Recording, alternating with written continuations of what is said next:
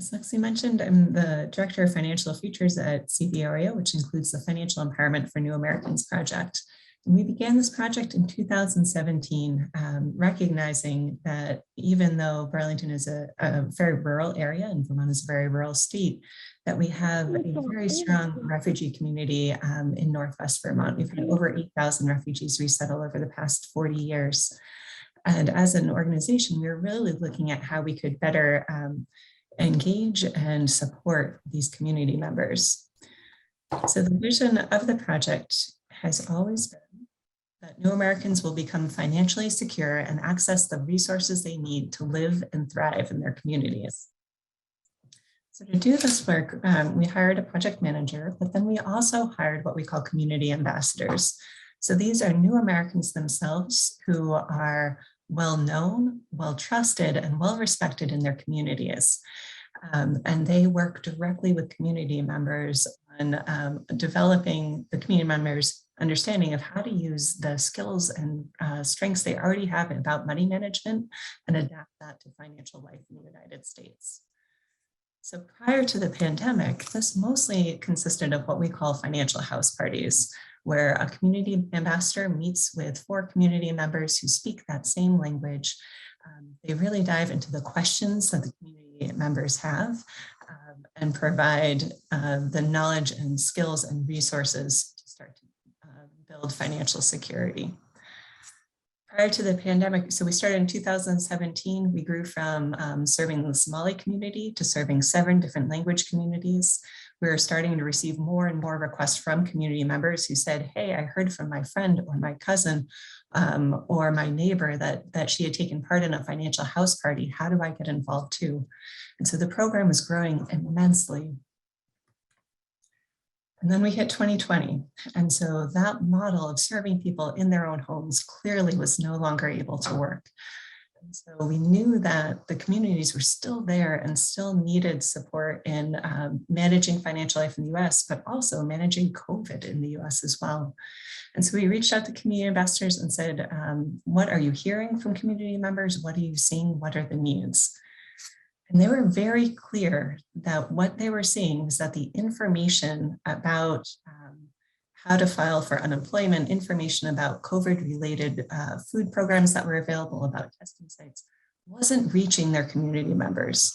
I give a huge amount of credit to the Vermont agencies and nonprofits that were working really hard to translate their materials.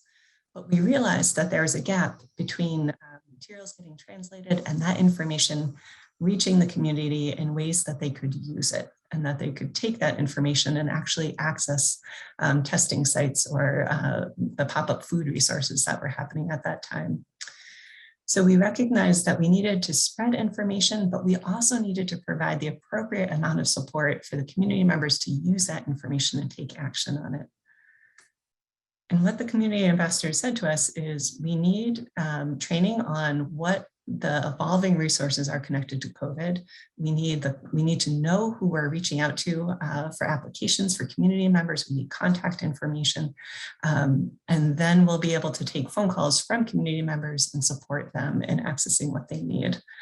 So we were able to put together those trainings for them. We were able to put together, we have a massive spreadsheet that we use that have all the different types of community resources that are out there, how to apply, who to contact with follow-up questions, so that the ambassadors have that at their fingertips as well. So since July of 2020, the ambassadors have provided that direct support via phone to community members to help them access business grants to keep their businesses open during COVID, to access testing sites and vaccination sites, to apply for unemployment, to apply for rental assistance programs, apply for new positions. And they've also done an incredible job of helping people follow up on those applications, because as community action agencies, you all know that the application is the first step, but there's a lot of work that goes into making sure that that application gets approved and resources get to the people in the ways that they need it. The ambassadors also did an incredible job of connecting with other programs within CVOEO. So historically, we've been very focused on financial coaching and financial education. But with a hotline, the ambassadors started to reach out to other teams. An example of this being early in COVID, There was a multi-generational family that tested positive for COVID and was facing a 3-week quarantine. And early in that, they ran out of food at home, but they were being told that no one was allowed to leave the house. So the community ambassadors were able to connect with Feeding Chittenden, which is another CVOEO program, to make sure that food that was culturally appropriate for that family was put together and was delivered to that family. So even during the quarantine, they were secure in the food that they had available. So in these months from July 2020 through January 2022, we've had 10 community ambassadors supporting the community in 7 different languages. They've taken over 800 calls and provided over 1,000 hours of support. We learned a huge amount from this. So when we started Financial Empowerment for New Americans in 2017, we really did appreciate the value of a trusting relationship with a service provider. So the house model, the community ambassador model, was built on the idea that people need to communicate with someone that they feel comfortable with, that they feel comfortable asking questions of, and that they trust that that person is going to be there for them and support them and seek resolution to their questions. So that was always part of the program, but it really became clear during the pandemic how that's necessary, not just for education or for financial coaching, but how much that benefits community members in accessing other types of resources as well. So with that, that's given us questions to ask ourselves moving forward of how do we expand that work? So the funding has been time limited, it's been specific to COVID, but we're starting to look at how we can access the funds we need so that the role of the ambassadors can maintain the hotline even after COVID funding ends. And we also found that the ad hoc collaboration between the ambassadors and the CVOEO programs that developed over these months has been really important and really vital. And so we anticipate strengthening those relationships as well and making the connections between the programs incredibly intentional.